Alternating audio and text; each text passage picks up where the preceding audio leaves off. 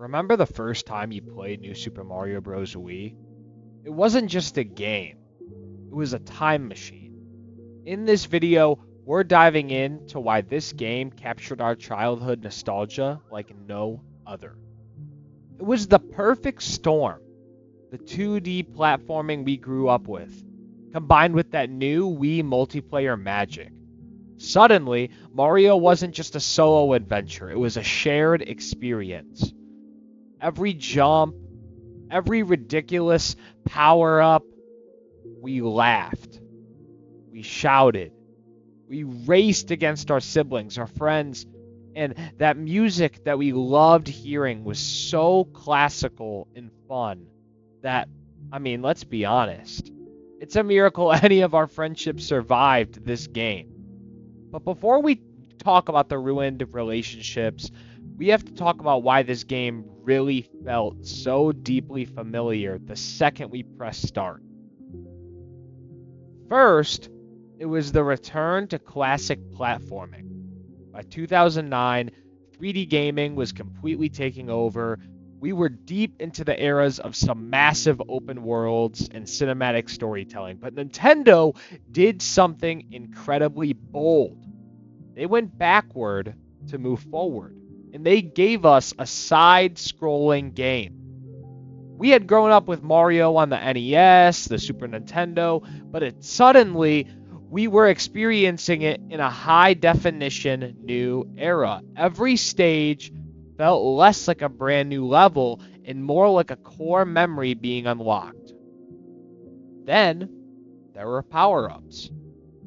They didn't just give us the classic fire flower, they introduced things like the ice flower, the legendary propeller hat. Do you remember the absolute joy of shaking that Wii remote, watching your character launch into the sky, bypassing all the difficult jumps, bypassing all the hardship, because every single power up felt like a spark from our childhood, and it made me reimagine the entire gaming industry for our generation. And we weren't just playing a new release, we were reliving the golden age of gaming, but with better physics, with smoother controls. This is where the nostalgic gets a little chaotic. For the first time in a mainline Mario game, we didn't just pass the controller around the room waiting for our turn. We played side by side. Neighbors, friends, family, it doesn't matter.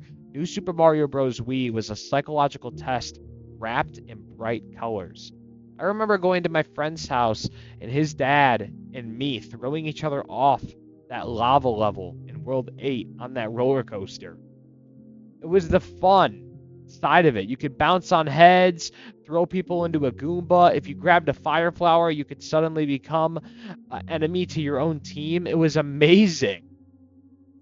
Talk about sheer panic when the last person alive, while your three teammates are floating around in bubbles and you're screaming, pop me, while they're trying to survive a moving lava wall. But that's exactly why this game was so fun. The chaos of four players yelling in the living room, the accidental betrayals, those are so rare. And these beautiful moments of genuine triumph when you actually work together to beat Bowser's Castle, it was pure bliss. You can't replicate that feeling today on a Discord call because it required being in the same room, sharing the same snacks, your friend getting up in the middle of a level to grab his Slurpee, to grab that slice of Little Caesar's pizza. Nintendo didn't just throw this game together. They poured immense soul into it. Consider the music. The soundtrack was an absolute earworm. Couldn't get it out of your head. The way the enemies came on the screen. The Koopas and the Goombas that would literally stop what they were doing and do the little dance precisely on the beat of the background. Those details made this world feel alive. And then you had the star coins that were hidden, the secret exits that unlocked entirely hidden paths on the world map. Sheer joy of just exploration. This game was it's really just unforgettable because it didn't hold your hand. It rewarded your curiosity.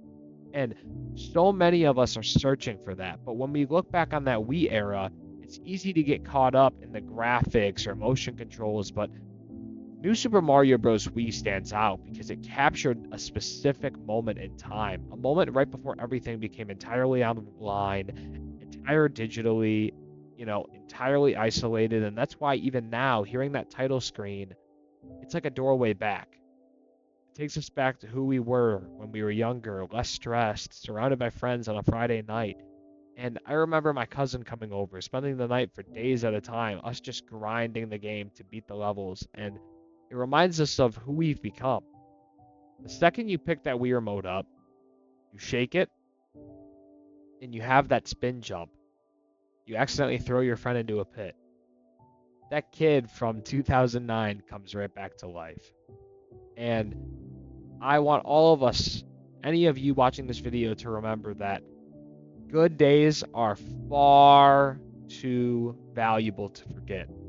So re-exploring your childhood, whether it's playing games like this with friends or family, or even trying to find a game maybe you enjoy after a long day of work, is something I highly encourage you to do in 2026.